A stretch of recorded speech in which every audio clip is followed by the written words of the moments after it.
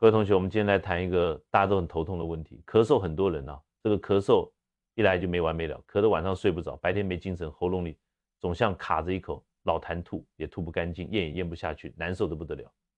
跑去看西医检查，做了一大堆片子，也拍了，最后给你开点抗生素止咳药水吃了，当时好像好一点，药一停又咳起来了，甚至比以前还厉害。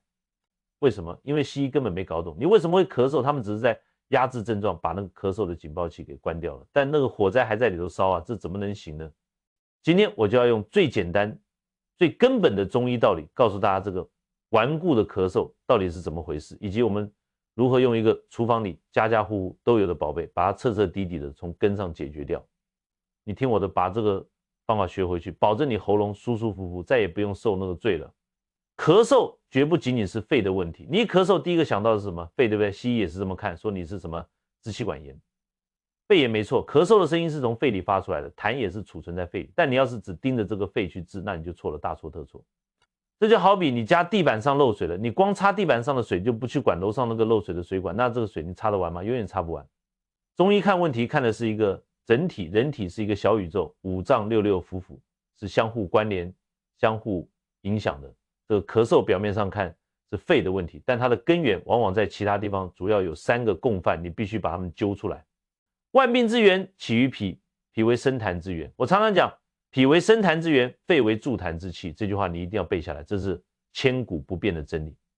什么意思呢？就是说你喉咙里、肺里那些黏黏糊糊的痰，它的制造工厂不是肺，而是你的脾胃。脾胃是干什么的？是我们后天之本，负责消化、吸收我们吃进去的食物和水，把它们转化成我们身体能用的精微物质，也就是气血、津液，然后输送到全身。这个过程中医叫做运化。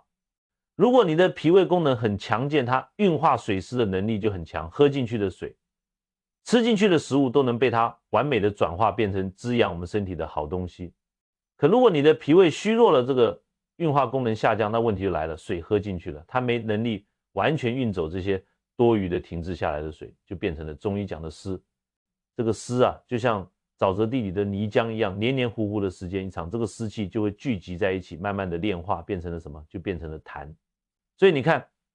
痰的源头是在中焦的脾胃这个工厂出了问题，不断的生产劣质产品痰湿，然后把这些垃圾往上输送，堆到那里，就堆到肺这个仓库里去了。肺本来是清清爽爽，负责呼吸的，现在被这些垃圾塞满了，他当然不舒服啊，他就要想办法把这些垃圾排出去。用什么方式排？就是咳嗽、咳痰。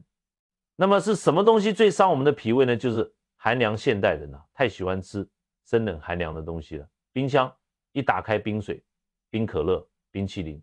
冰镇西瓜，一年四季都不停。女孩子尤其喜欢吃沙拉，觉得健康减肥。我告诉你，这些东西吃到肚子里，就是在给你的脾胃泼冷水啊。脾胃的阳气就像是烧饭的那把火，你老是给它浇冷水，这个火还能旺吗？火一弱，饭就煮不熟了，所以运化不掉了。时间一长，脾胃虚寒，痰湿就源源不断的产生了。所以你一边吃着各种化痰药，一边每天一杯冰奶茶，你告诉我这个痰能好吗？不可能的，你这是在自己制造敌人，然后假惺惺的去打仗，永远打不完。怒气伤肝，肝火上逆犯肺。第二个共犯是肝，很多人不理解咳嗽跟肝有什么关系，关系可大了。在中医五行理论里，肝属木，肺属金，正常情况下它们之间是相互制约，保持平衡的。但是如果肝木太旺了，就像一棵树长得太疯了，它就反过来去欺负那个肺经，这个过程我们称之为木火行经。肝主疏泄，负责调畅全身的气机，也跟我们的情绪密切相关。如果你这个人平时脾气急躁，容易生气发怒，或者工作压力大，心里老是憋着一股气，闷闷不乐，那你的肝气就容易郁结。肝气郁结久了，就会化成一团火，这就是肝火。这股肝火它不是老老实实待在肝里，它会到处乱窜，往上走，就会冲到你的肺。肺本来是喜欢清润、讨厌干燥的，结果一股燥热的肝火冲过来，就像用火去烤一个湿润的海绵，肺的津液一下子就被烤干了。肺一干燥，它能舒服吗？它就会通过剧烈的干性的咳嗽来抗议这种咳嗽，往往是阵发性的，咳起来脸红，脖子粗，喉咙又干又痒，有时候还带着胁肋部的疼痛。所以你看看很多常年咳嗽好不了的人，你问他是不是平时脾气不太好，是不是工作压力特别大，十有八九都是的。他心里那股火不降下去，光治肺是治不好的。你今天把肺里的火灭了，明天肝里那股火又上来，没完没了。肾为气之根，肾不纳气。第三个也是最深层的一个原因，在肾肺主呼吸，肾主纳气。什么意思呢？就是说我们吸进来的这个气废子是把它吸进来的，最后要用肾脏把它收纳住，沉到丹田这个呼吸，才算是一个完整深层的过程。如果一个人的肾气亏虚了，尤其是老年人或者久病体虚的人，他的肾就像一个没有底的口袋，他抓不住这个气，你吸进来的气刚到胸口就浮上来了，沉不下去。身体为了代偿，就会用咳嗽的方式想把这个气压下去。这种咳嗽的特点是气短、喘促、吸气困难，感觉气不够用，一动就咳得更厉害，而且常常伴有腰膝酸软、手脚冰凉、夜尿频多等肾虚的症状。这种咳嗽，你光去润肺化痰效果就很差了，因为根在下面，在肾你必须把肾气补足了，让它有力量把气抓回来，这个咳喘才能从根本上平息。好了，道理我们讲清楚了，你看一个简单的咳嗽背后牵涉到脾、肝、肾，所以我们治疗咳嗽绝对不能头痛医头，脚痛医脚，必须分清它的根本原因是脾虚生痰，是肝火犯肺，还是肾不纳气，或者是几种情况夹杂在一起，辩证清楚了，下手才能准确。揭开谜底，它就是厨房里的止咳大将军，讲了这么多理论，大家肯定着急了，你是你快告诉我们到底用什么东西来治这个顽固的咳嗽。好，我现在就告诉大家，这个宝贝它不是什么名贵的药材，你不用跑到药店去花大价钱买，它就在你家的厨房里或者水果摊上唾手可得。它就是很多人可能会笑，哎，不就是个梨吗？我感冒咳嗽的时候也吃过，没什么用啊。你听我说完，我说的是梨，但不是让你拿起来就啃生吃梨，它的性质是偏寒凉的，对于那种热性的风热感冒引起的咳嗽、喉咙痛、口干舌燥，你生吃一个是有点用的，可以清热生津。但是对于我们前面讲的那种脾胃虚寒、痰湿很重或者寒咳的病人，你再生吃梨，那就是雪上加霜，越吃越咳，痰越来越多。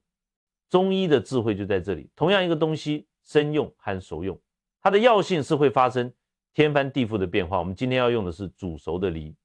梨这个东西，中医称它为百果之中，它本身就有非常好的润肺生津、止咳化痰的功效，但是它性寒，通过煮这个动作，我们就能去掉它的寒性，同时把它润肺化痰的功效最大限度的激发出来，而且变得非常平和适合绝大多数人。但是光用一个梨，力量还是单薄了一点。对于那些顽固的咳嗽，我们要给它配上几个帮手，组成一个小的方剂协同作战，才能直捣黄龙，把病根给拔掉。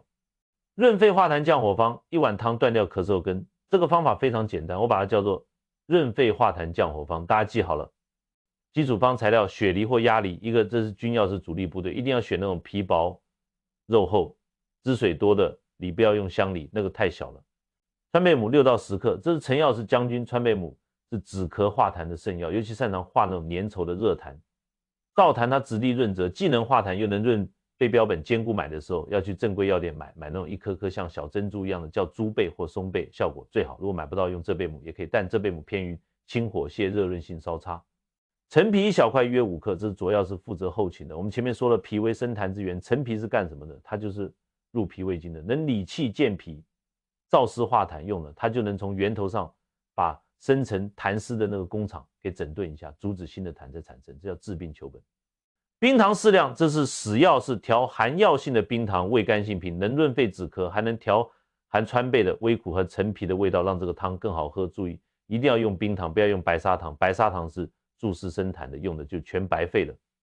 制作方法：处理梨，把梨用清水洗干净，不用削皮，梨皮也有润肺降火的功效，一起煮效果更好。然后在梨的上部1/4约1处横着切开，把上面的部分当做一个盖子挖合，用一个小勺子把梨中间的核给挖掉，挖出一个小洞，形成一个梨中动作，要轻柔，不要把梨给挖穿了。填料把川贝母用工具稍微捣碎一下，或者直接用粉末，也可以和陈皮、冰糖一起填到挖好的梨洞里。盒盖把之前切下来的梨盖子盖回去，可以用几根牙签从旁边插进去，固定一下，防止蒸的时候盖子掉下来。隔水蒸，把装好料的梨放到一个深一点的碗里，然后把碗放到蒸锅里，隔水蒸，注意碗里不要加水。我们要吃的是梨本身蒸出来的汁水和药材的精华。火候开大，火水烧开后转中，小火慢慢蒸上40分钟到1个钟头，蒸到整个梨变得非常酥烂，用筷子一戳就能穿透的程度就可以了。服用方法：蒸好以后稍微放凉一点，不烫口的时候就可以吃了。先喝完你蒸出来的那些汤汁，那是精华中的精华，然后打开梨的盖子，把里面的川贝、陈皮和果肉一起用勺子挖着吃掉，整个梨包括皮都要吃完。这个方子温温润润的味道，甘甜，小孩子也非常容易接受。服用频率急性期咳嗽的比较厉害，痰多喉咙不舒服的时候，可以一天吃1到2次，早上1次，晚上睡前1次，恢复期咳嗽缓解后，可以1天1次或者隔天1次，再巩固几天，把淤血彻底清除干净。预防保健，在秋冬干燥季节或者感觉喉咙有点干痒不舒服的时候，可以1周做1、2次来吃，作为预防和保养，滋润一下肺脏，辩证加减中医的灵魂所在。好了，基础方我们讲完了，这个方子对于大多数因为肺热肺燥引起的痰黄粘稠、喉咙干痛的咳嗽效果已经非常好了。但是中医最厉害的地方在于辨证论治，不同的人体质不同，病因不同，我们就需要对这个方子做一些微调，让它更适合你的具体情况，这就叫加减。我教大家几个最常见的加减方法。1，如果你是肝火犯肺型咳嗽，症状除了咳嗽、痰黄粘稠之外，还特别容易发脾气、心烦意乱、胸胁胀痛、口干口苦、眼睛发红、舌头红、舌苔黄。加减在基础方里可以加上菊花5克或者夏枯草5克，菊花能清肝明目疏散，风热夏枯草是清肝火的药，要把它们和川贝、陈皮一起塞到里针，这样一来，在润肺化痰的同时，直接就把那股上逆的肝火给清掉了，釜底抽薪，效果神速。2，如果你是风寒引起的咳嗽症状，咳嗽声音比较重，喉咙痒，咳出来的痰是清晰的、白色的泡沫痰，同时伴有怕冷、头痛、流清鼻涕、不出汗等感冒初期的症状，加减你本身偏凉，川贝也偏凉，就不太适合了。这个时候我们要调整一下思路，可以把川贝母去掉，换成几片生姜和1、2段葱白，只要白色的那段很梨，冰糖一起煮。生姜和葱白是辛温解表的，能把体内的寒气发散出去，这样煮出来的梨汤就变成了温性的，既能润肺止咳，又能驱散风寒。3，如果你是脾虚痰湿型咳嗽症状，咳嗽反复发作，痰特别多，是白色的，黏腻的痰很容易咳出来，平时感觉身体很沉重，没什么精神，胃口不好，大便不成形，舌苔白腻。加减，这是脾虚的根本问题，在基础方里要把陈皮的量加大一些，用到10克左右来加强燥湿化痰。健脾理气的力量，同时可以再加2到3颗去核的红枣，红枣是补脾胃、养气血的，这样一来就能在化掉旧痰的同时强健脾胃，杜绝新痰的生成。4，如果你是久咳伤阴的干咳症状，咳嗽了很长时间，没什么痰或者只有一点点黏痰，很难咳出来，喉咙总是干干的，痒痒的像有蚂蚁在爬，喝水也不解渴，晚上咳得更厉害。加减，这是肺阴被耗伤了，在基础方的基础上可以加入麦冬10克，百合10克。麦冬和百合都是滋养肺阴的圣品，能给干燥的肺脏补水。把这2味药含梨、川贝、冰糖一起煮水喝，不用蒸成梨盅，直接煮成一碗汤润燥生津的效果会更好。大家看，这就是中医的智慧，一个小小的梨，通过不同的搭配就能应对各种不同类型的咳嗽。你一定要学会自己观察自己的症状，是热是寒，是痰多是痰少，是心病是久病对症的，效果才能立竿见影。治病要除根养生，在平时吃这个真理是帮你解决眼前的症状，但是要想以后不再反复咳嗽，你必须改变错误的生活习惯，这个比吃任何药都重要。我给大家提几点要求，你必须做到。第一，管住你的嘴，解决一切生冷寒凉。我再强调一遍，冰水、冷饮、冰箱里刚拿出来的水果、酸奶，通通给我戒掉这些东西，就是制造痰湿的罪魁祸首。你要喝水就喝温开水，少吃甜食和油腻的东西，甜能生湿，油腻助痰，蛋糕、巧克力、肥肉、油炸食品，这些东西吃多了，脾胃运化不了，都会变成痰湿垃圾堆在身体里。牛奶、乳制品要小心，很多人把牛奶当水喝，觉得有营养，对于脾胃虚弱、痰湿体质的人来说，牛奶是很难运化的，非常容易生湿生痰，咳嗽期间最好先停掉。多吃健脾的食物，比如山药、小米、南瓜、白扁豆，这些都是黄色的，入脾胃，能帮助脾胃恢复运化功能。第二，管住你的情绪。我们讲了肝火犯肺，如果天天愁眉苦脸，或者动不动就暴跳如雷，那你吃再多的梨也没用，肝火一上来，第一个就伤你的肺。所以你要学会调畅自己的情绪，遇到不顺心的事情，要找个方式疏解出去，可以去运动，可以找人聊天，不要憋在心里，保持一个平和愉快的心情，比任何降火药都管用。